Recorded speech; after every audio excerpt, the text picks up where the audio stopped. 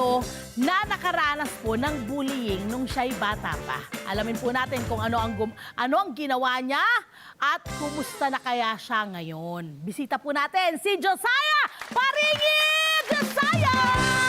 How are you, Josiah? Oh, di ba? Si Josiah, pinuli pero nakasmile. Ibig sabihin maganda ang ating mapag-uusapan ngayon.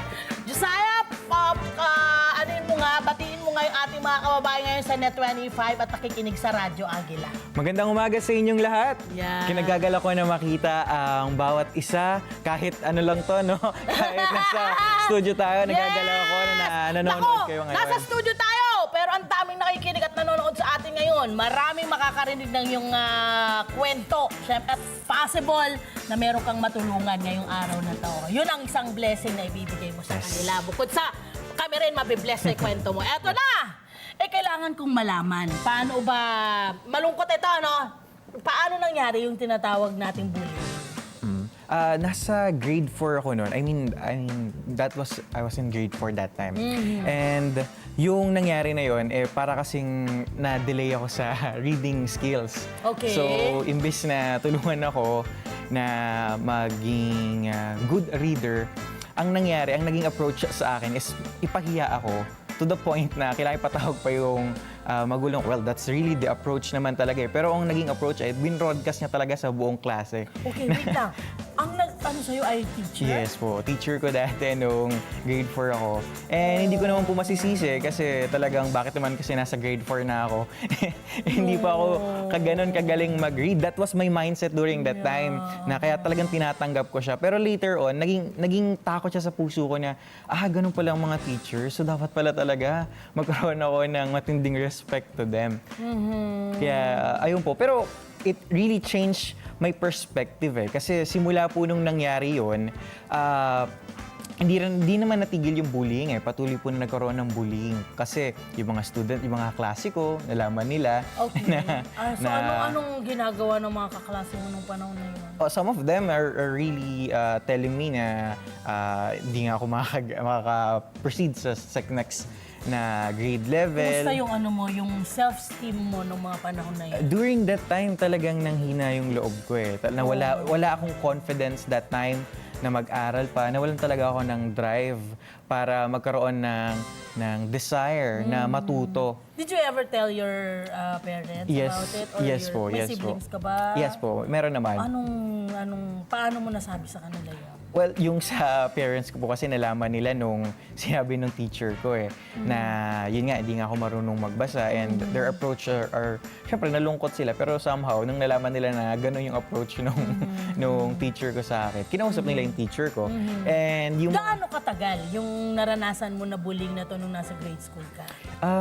hindi ko na matandaan kung ilang pero hindi ko siya naging Matagal-tagal focus. ba? Hindi naman po totally matagal na matagal. Ayan. Pero naging talagang naging bit-bit ko siya simula nung May high school may ako. marka. Meron po Nagmamarka talaga. siya at may iwan. Meron po talaga. Kaya talaga kasi nasa formative years ka Correct po. Ito yung inaalam mo, kinikilala mo yung Yes. sarili mo, 'di ba? And totoo naman na akala nyo yung sa mga bata, hindi nila matatandaan. Yes. Hindi po. Actually, kapag bata po kayo, yun po yung core memory na meron kayo. Yes. Kasi yun yung nag-uumpisa kayong kilalanin ng sarili. Ito, nung nagsumbong ka, parang ikaw ba mismo ay may drive ka na isumbong yung nangyayari sa'yo? Yes, meron. Buti! Paano mo na? Kasi yung iba, they keep it to themselves Yes, Diba? yes. Kaya nahihirapan Correct. tumulong ang pamilya. Or malala na yung Yes. nangyayari sa bata, no? Buti ikaw, may drive ka na magsumbong sa magulang mo. That time po kasi, wala na akong ibang nakikitang Pupuntahan. pwedeng tumulong sa akin kung hindi yung parents ko na they're very supportive naman po They're very Close ba kayo supportive. ng pamilya mo? Well, lumaki po kasi akong wala ng mama. So yung tatay mo, yung dad ko na kayo lang ay din talaga. close ang Yes po.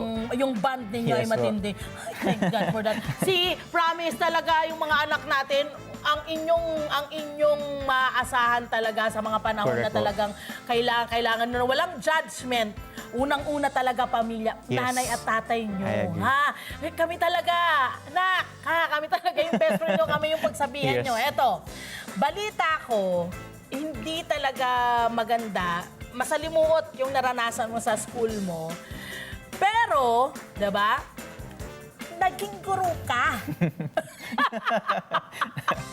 Bakit yun ang iyong naisip?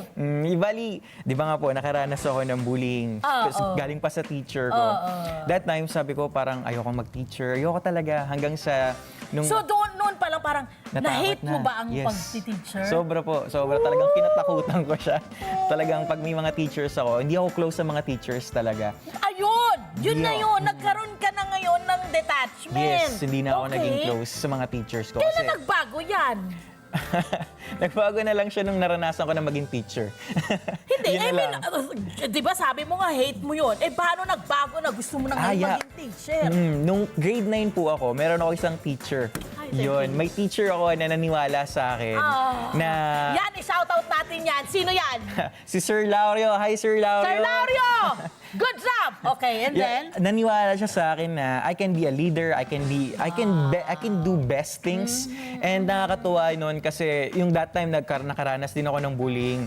Yung mga classmates ko talagang talagang hindi sila nagpa-participate sa ginagawa namin dahil ako yung leader nila. Then kinausap nung teacher ko na yon, yung klase namin. Sabi niya, kung hindi si Josiah ang magiging leader nyo, wag nyo nang gawin tong presentation na to. And that boosts my heart na, grabe, may naniniwala pala talaga sa akin teacher. Yes! Kapag may isa talaga pong naniniwala sa'yo, yun po yung magiging Yes. kakapitan nyo. Sobra No? po, Ito, sobra. gaano ka-importante sa tingin mo ngayong papasok kayo pagiging teacher? Galing na to. Diba?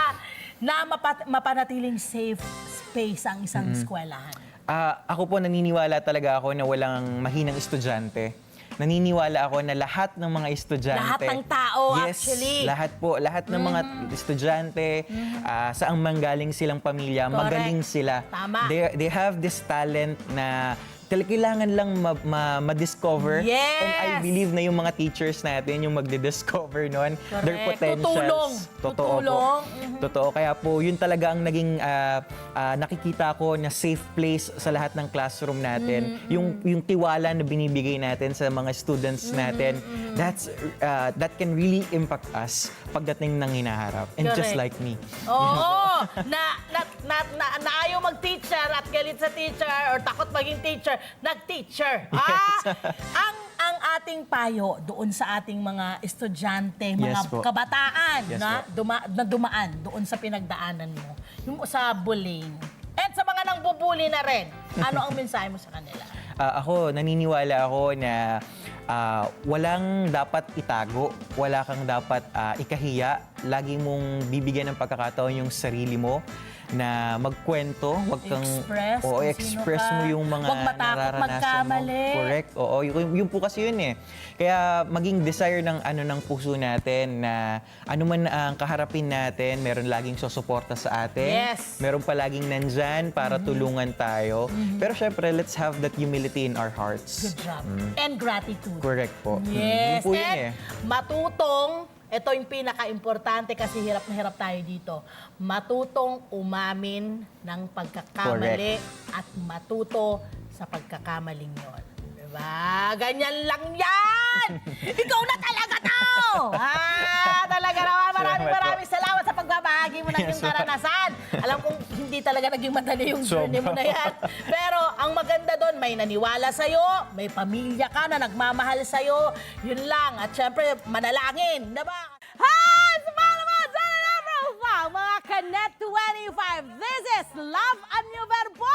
For more love, Tunipet, and Arafang updates, just click the subscribe button and follow us on our Net25 social media pages at Net25 TV and Net25 Entertainment Facebook. See ya. I love ya.